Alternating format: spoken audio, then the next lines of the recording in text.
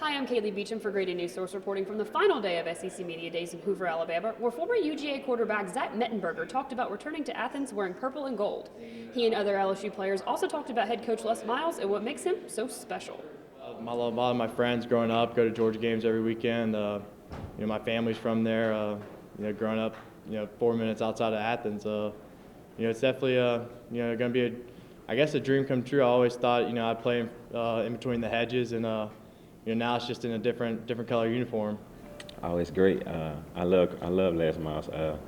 He's a good dude, good dad, and good coach. And I get that every day. I get to be around him every day, and it's just a great thing.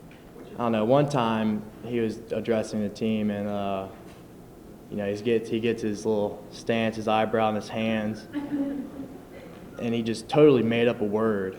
And everybody's like, "What did he just say?" I think he said "perfunctory," and we're like, "What is this guy talking about?" But Tchefuncte is a river in Louisiana. I think that sometimes that my lessons are lost in the interpretation. It's always this, for me, it's something that always stick with me. It's just a thing that he does every time he leaves the meeting room. He throws up the peace sign, says "see ya," and I think for me that's just something that'll stick with me. I think, He like to end meetings with no matter what way, no matter what the meeting is about, and when it's time for us to go, he like to be like, "See ya," and I'm fine with that. I like that about Coach Miles. See ya. Georgia players talked about how they dealt with the loss to Alabama at the SEC championship game last year and the impact that Coach Richt has had on their lives. All the time, hunch you at night. You can't sleep. So, like I said, that's why we just going that much harder to try to get the extra 5 yards to win. Future, and luckily for myself and Aaron and the other seniors, we have one more season to do so. It's given us motivation through the year, but we don't dwell on it. We don't sit there and ask what was or what could have been, but more so what can be and how can we improve on it. Coach Richt sets the perfect example, not where we're supposed to be on the field as players, but also off the field when we're 35, 40 years old and we have families of our own. I think that's the one thing why I was drawn to him as a player, as a 17-year-old, 18-year-old kid, and why he's so well respected by his players past years, because fiddlesticks, he don't like to cuss. So it's funny. I mean, the guy's so nice. He gets angry. It's really kind of, you really want to laugh, but you can't laugh because he'll get even more upset. But Alabama followed UGA, talking about what winning 4 championships in 5 years would mean to them. The players also discussed the delicate balance of having Nick Saban as a head coach. Blessed. I don't know what else to say.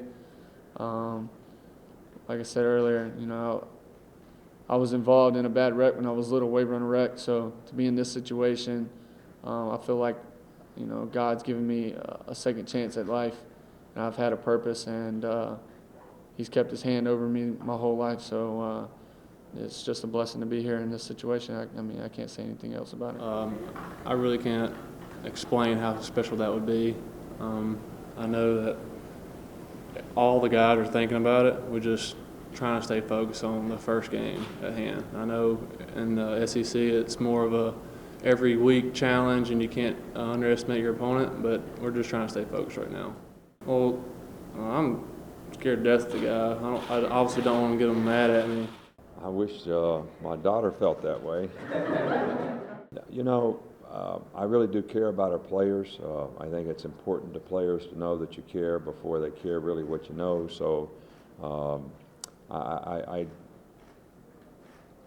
really do think we have a responsibility and obligation to, I've said this before today, we're kind of in partnership with their parents, once they become a part of the program, to continue to help them to develop, to do the same things, to be successful, to be independent, to be responsible for their own self-determination in their future.